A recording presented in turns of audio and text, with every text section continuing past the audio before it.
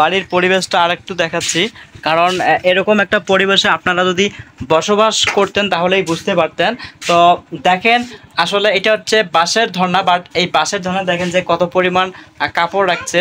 তো এটা হচ্ছে বাস্তবতা তাদের জীবন। আর এই জীবন আসলে যারা উপভোগ করতেছে বা বসবাস করতেছে তারাই বোঝে যে আসলে এই জীবন কীরকম একটা জীবন বা কীরকম কষ্টে তারা জীবনযাপন করতেছে।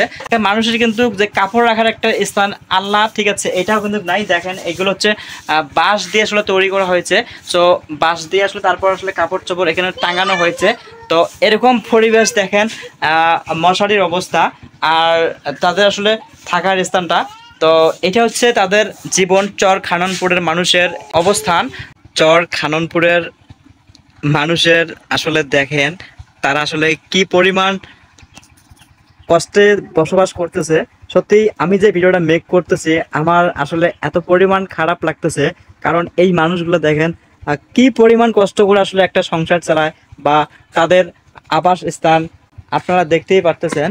সো আমি আপনাদের দেখাচ্ছি, বা এটা হচ্ছে ওনাদের আসলে থাকার ঘর। তো একটা মানুষের থাকার ঘর দেখেন আসলে এই পরিমাণ যে হবে আমি চর খাননপুর না আসলে কখনো বুঝতামই না। দেখেন মানে একটা মানুষ থাকে, দেখেন তাদের টিনের অবস্থাগুলো দেখেন যে সবগুলো আসলে নষ্ট হয়ে গেছে, বাট তারপরেও কিন্তু এরা আসলে থাকতেছে।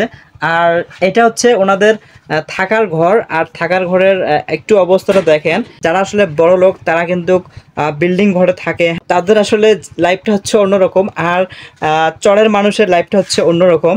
এরকম একটা পরিবেশে আপনারা যদি কখনো থাকতেন তাহলে আপনাদের কেমন লাগতো কমেন্ট করে জানাবেন। চর খাননপুর একটা দ্বীপের মতো।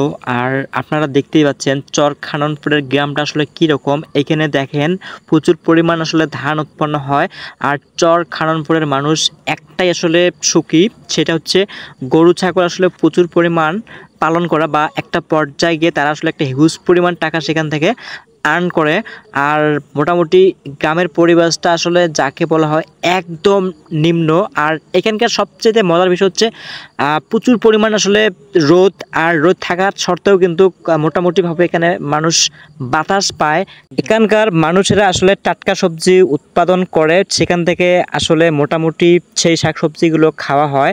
আর দেখতেই পাচ্ছেন যে চরের কতটা বহু দূরে চলে যাচ্ছে। আর এত পরিমাণ ফাঁকা একটা চর যাকে বলা হয় চর খাননপুর, যদি কখনো আসা হয় তাহলে আসবেন।